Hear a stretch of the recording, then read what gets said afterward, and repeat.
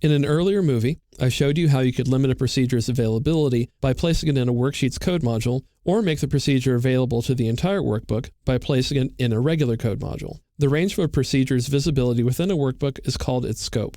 You can also change how variables behave within your workbook by managing their scope. As an example, let's use the code in this workbook. I'll press Alt F11 to jump over to the Visual Basic Editor. When you declare a variable in a subroutine, that's the only subroutine that knows about it. As an example, both of these subroutines use the same variables, but the one I like to focus on is the rate. In this subroutine, I assign the value 0.05 or 5% to the rate. In the second subroutine, the bonus commission subroutine, I assign the value of 8% or 0.08. Now let's see what happens when I run the two subroutines.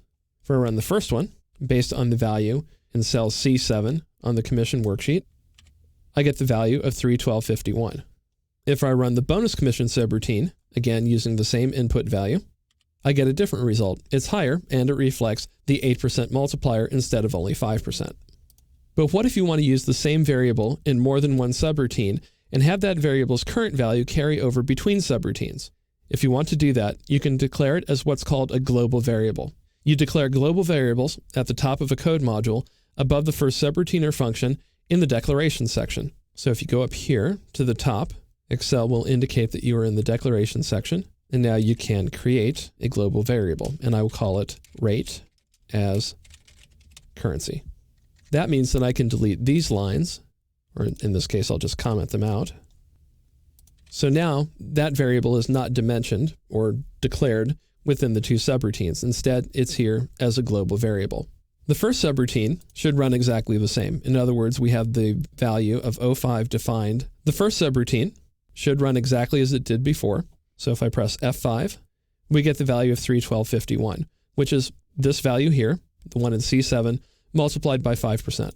And the same thing will happen in the bonus commission subroutine. If I press F5, I get the value we had before.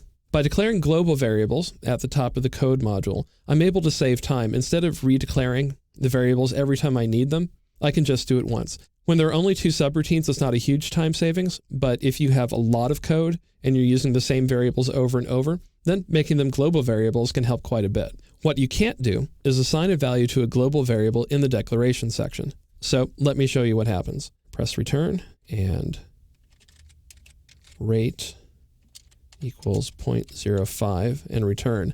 Excel accepts it as being in the declaration section. However, if I remove this line using a comment code and press F5, then I get an error. It says that you can't assign a value outside of a procedure. So if I click OK, remove this line, and assign the value of 0.05 to the currency rate again, and press F5 to run it, I get the value I expected. It's okay to use variables with the same names inside separate subroutines, but you need to be careful with your variable naming and usage when you introduce global variables. I personally use global variables sparingly, but they're a valuable tool to have in your programming toolkit.